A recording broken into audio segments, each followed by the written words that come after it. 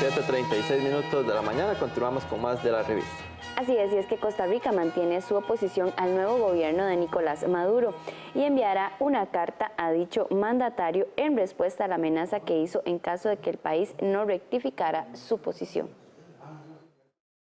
El gobierno de Costa Rica mantiene su posición de no apoyar un nuevo mandato de Nicolás Maduro, así lo afirmó la tarde de este jueves la vicecanciller Lorena Aguilar, esto a pesar de la carta que envió el presidente venezolano con amenazas a 16 países, entre ellos Costa Rica, por oponerse a su mandato. En el documento Maduro da 48 horas para que los países se rectifiquen, sin embargo Costa Rica afirma que no lo hará. Aguilar indicó que el canciller Manuel Ventura se encuentra preparando una carta para dicho gobierno, la cual será entregada por el encargado de negocios de Costa Rica en ese país. Costa Rica no reconoce el gobierno que hoy asumió en Venezuela. Eso es lo que estamos en ese proceso de responderla. Sí, será una nota verbal directamente al gobierno de Venezuela. Sí. Para Jaime Ordóñez, catedrático de la Universidad de Costa Rica, tanto nuestro país como los otros que se oponen a este gobierno han actuado de la manera correcta, esto tras la serie de irregularidades y violaciones a los derechos humanos que ha vivido Venezuela. Además, recalcó que pese a las medidas de presión que está lanzando Nicolás Maduro, Costa Rica no tendrá consecuencias grandes debido a que existe un intercambio económico muy pequeño entre ambos países. Los impactos y repercusiones son muy breves. Nuestro intercambio económico con Venezuela hoy día es muy pequeño. Venezuela ha reducido enormemente sus importaciones, colocamos muy pocos productos. Yo diría que Venezuela únicamente estaría en capacidad o estaba en el pasado de represalias económicas. En estos momentos yo diría que ni eso, es un país muy quebrado económicamente para poder ejercer represalias. En ese sentido, yo creo que la política exterior de Costa Rica históricamente ha buscado la protección de los derechos humanos. Este jueves, Nicolás Maduro inició su segundo mandato de 6 años. Los países del Grupo Lima, entre ellos Argentina, Brasil, Canadá, Chile, Colombia y Costa Rica, se oponen con excepción de México. Siempre en este tema, el plenario legislativo aprobó una moción que da respaldo al Poder Ejecutivo en la decisión de considerar ilegítimo al gobierno venezolano. Organizaciones de ese país solicitan al presidente de la República, Carlos Alvarado, proceder a la expulsión de la representación diplomática. Mientras en el plenario legislativo se conocía y aprobaba una moción de respaldo al Poder Ejecutivo en su adhesión al Grupo de Lima para desconocer el régimen antidemocrático de Nicolás Maduro, representantes de organizaciones civiles del país suramericano pedían al presidente Carlos Alvarado medidas concretas, entre estas la expulsión del personal diplomático. Quienes plantearon esa solicitud son representantes del movimiento Nueva Venezuela y de la ONG Internacional Operación Libertad. Tenemos que solicitar que las declaraciones del Grupo de Lima, de los estados de la OEA y de todos aquellos que representan los países del continente y del mundo, accionen mediante medidas concretas, que el desconocimiento pase al rompimiento de relaciones diplomáticas, como hace unas horas hizo el gobierno de Paraguay, como hace poco anunciaron otros gobiernos como el de Perú, que sancionan de manera activa a los funcionarios del régimen, que no solamente son corruptos y tienen las manos manchadas de dinero mal habido, sino también de sangre. Hay una decisión que se debe tomar a partir de hoy, que la OEA finalmente hace este desconocimiento y que convoca para el viernes una nueva sesión extraordinaria para seguir analizando el tema, y es el tema de la ruptura de relaciones. Es un tema más delicado de discutir cuando en el país existen cerca de 20.000 venezolanos que han tenido que emigrar justamente por la situación de la crisis. Entonces yo estoy seguro que la Cancillería analizará este tema con la profundidad y la seriedad requerida. La moción aprobada de la fracción de Liberación Nacional contó con 42 votos a favor y solo 1 en contra del legislador de Frente Amplio, José María Villalta. Un gobierno que no puede ser respaldado a nivel internacional cuando este gobierno no permitió la transparencia en sus elecciones, cuando no estaba presente la oposición, entró de manera dudosa, nuevamente cuestionable y además queda en el poder la persona, el régimen que tiene en una crisis humanitaria a Venezuela. Otro de los puntos de la moción es el apoyo a la resolución de la OEA de este 10 de enero, que declara como ilegítimo el régimen de Nicolás Maduro y que no se permita el ingreso a territorio nacional de representantes de ese gobierno.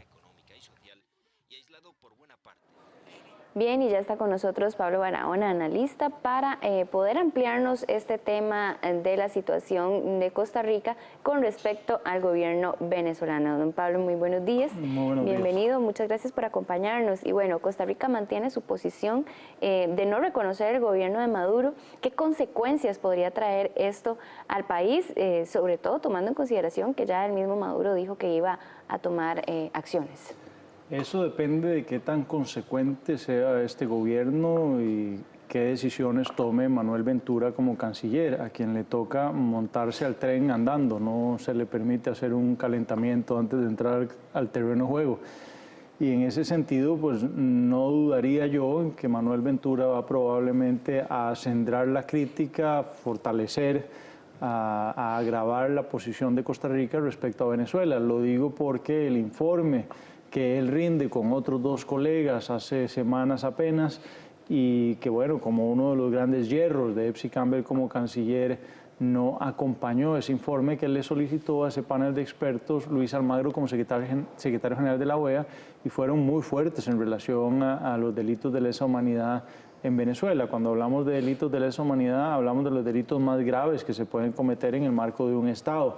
Entonces uno diría que habrían de ser consecuentes y lo que sigue a esto es el rompimiento de relaciones diplomáticas, como de inmediato lo hizo Paraguay, pasando en efecto a los hechos, ya no solo en una convocatoria al diálogo que es insípida y que no tiene ya a esta altura mayor sentido, porque es lo que han venido más o menos repitiendo permanentemente, pero sin consecuencia la mayoría de los estados.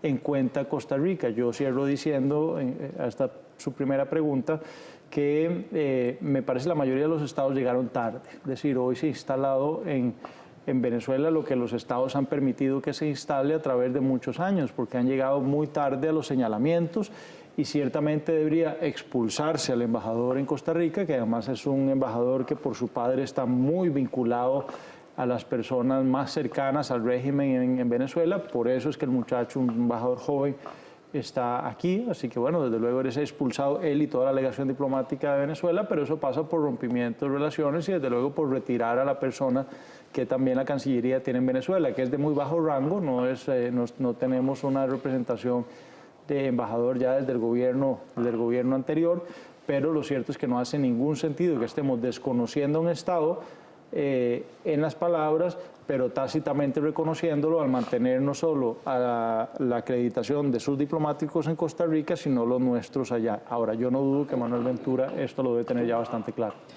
Dos cosas.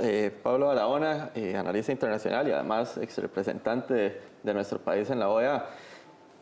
Uno, y relacionado a este tema del nuevo canciller Manuel Ventura, al haber enviado esta resolución, este informe, a lo que fue la Corte Penal, existe una verdadera posibilidad de que él tenga esa opción de ser negociador en esta nueva perspectiva que se nos presenta. Eso por un lado.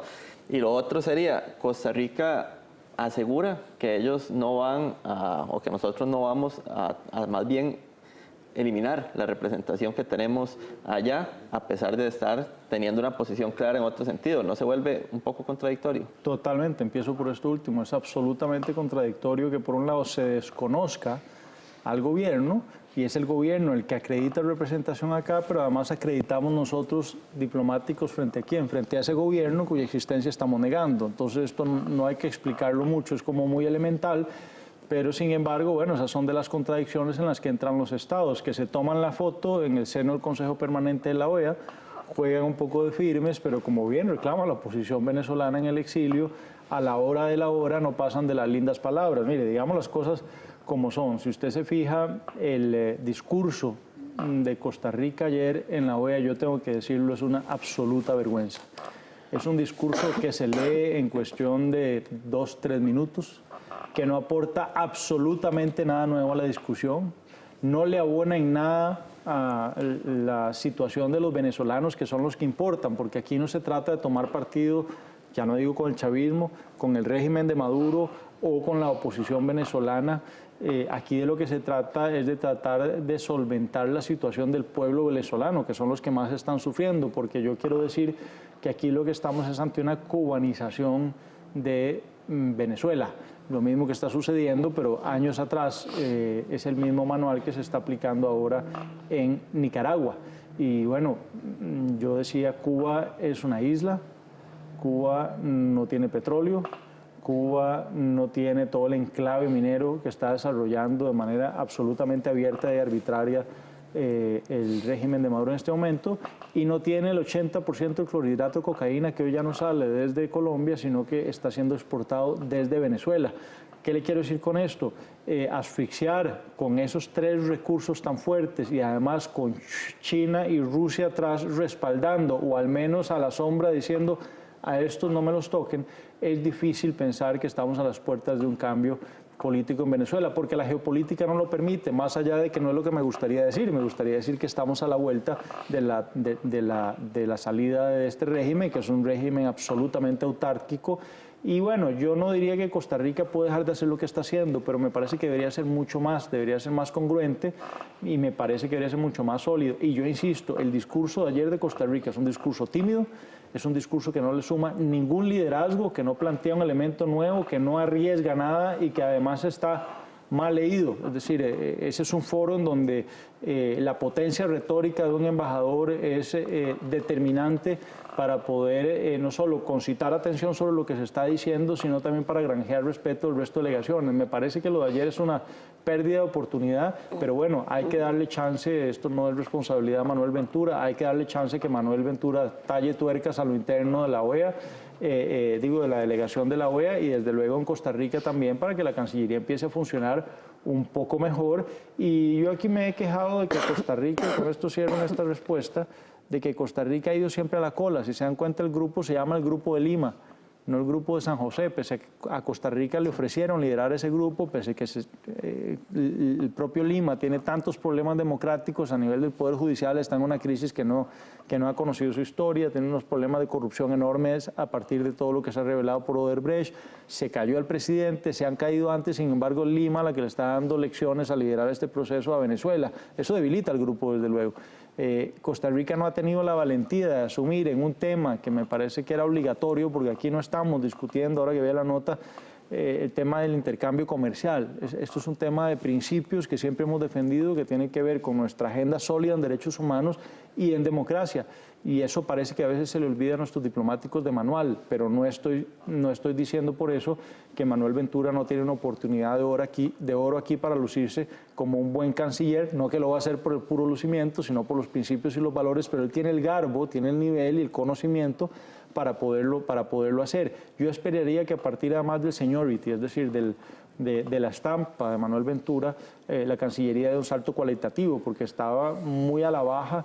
Digamos, ha sido una Cancillería muy mellada, muy maltratada, sobre todo por los últimos dos liderazgos que el PAC le ha agenciado y que no le hicieron ningún favor a la Cancillería. Hablo de Manuel González, que también fue un canciller que tuvo una curva de aprendizaje enorme, muy deslucido, muy criticado, que en Venezuela tampoco hizo mayor cosa, y bueno, Epsi Campbell, que nunca se terminó de asentar y que desde luego no dio la talla. Todo eso afecta a la agenda internacional y nos pone a nosotros muy rezagados en estos organismos multilaterales y a la luz de la opinión pública también, porque no nos toma muy en serio con discursitos como el de ayer, yo tengo que decirlo con todas sus letras. Don Pablo, en el caso propiamente de Costa Rica, y usted lo deja claro, tal vez no es el tema comercial lo esencial que Costa Rica debería estar por lo menos pensando, o el norte seguir. Sin embargo, no se puede dejar de lado.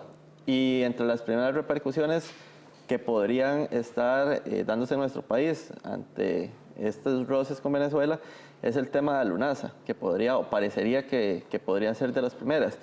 ¿Qué significaría esto para nuestro país y qué otro tipo de conflicto podría existir propiamente para nosotros en temas como este? Porque está el petróleo, por ejemplo. No, eso es una pregunta válida. Yo me negaría a pensar que un país que está a las puertas del bicentenario, prácticamente 2 años de independencia, que además se ufana a lo interno y a lo externo de ser una democracia sólida, de tener una institucionalidad fuerte, determina decisiones de Estado en función de algunos empleos. Sé que esto no le cae nada bien a los que tienen esos empleos y a las familias que dependen de ese empleo, pero no puede ser que nosotros de manera pueblerina determinemos desde el gobierno que porque se va a agravar ciertamente una situación de desempleo en un cantón en donde no hay mucha alternativa además, nosotros flexibilicemos nuestros principios y nuestros valores a nivel diplomático. No podemos pasar por ahí.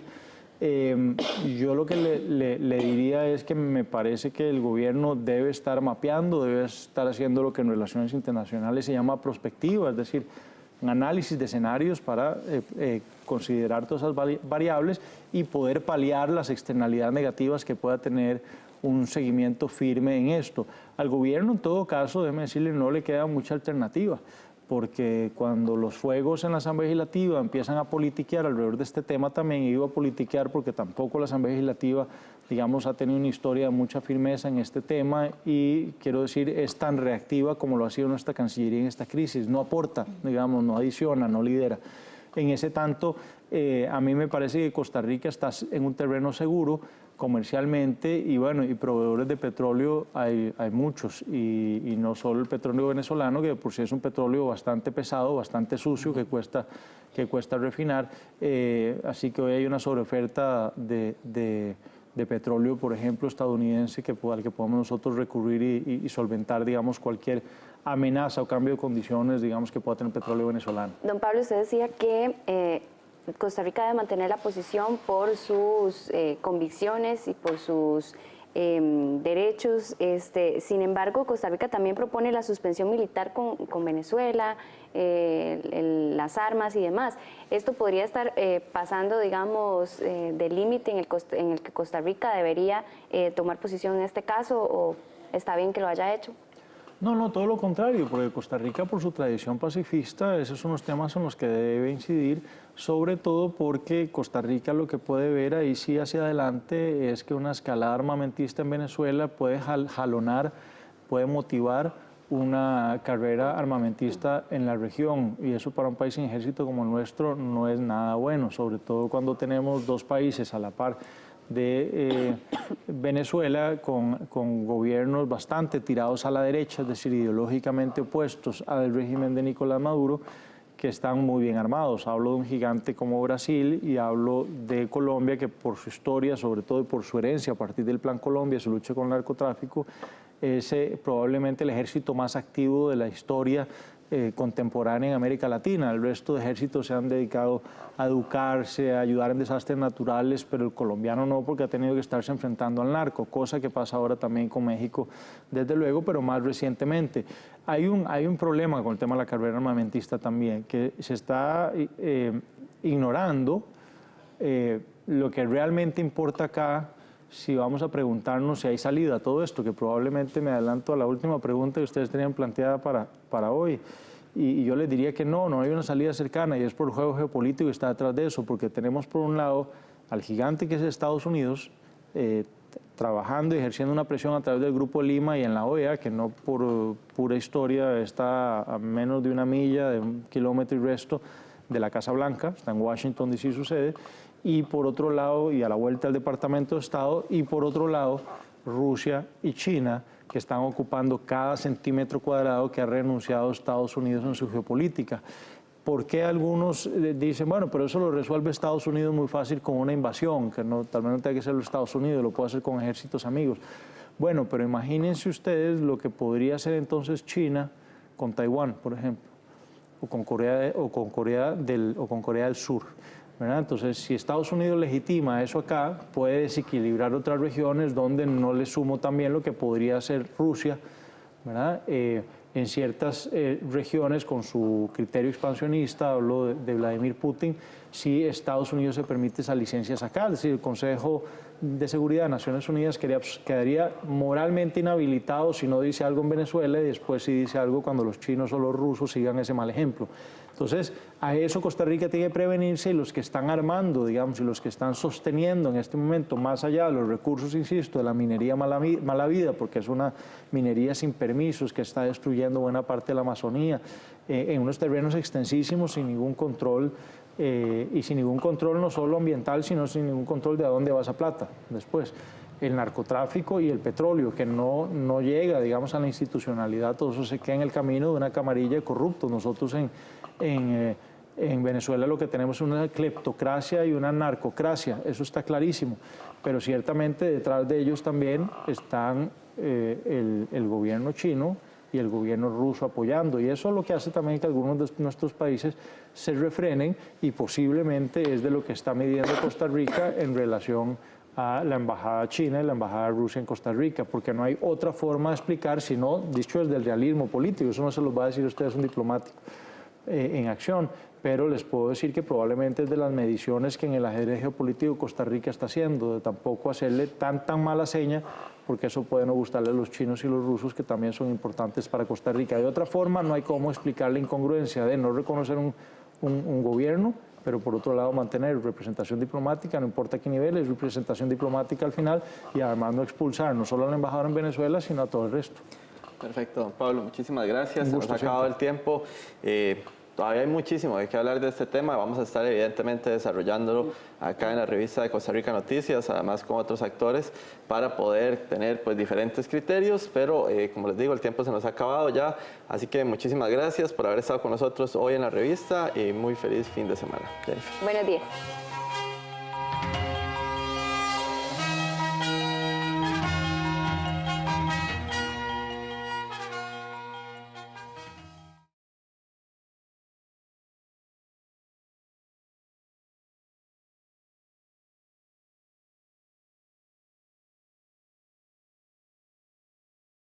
Tema de Villalta,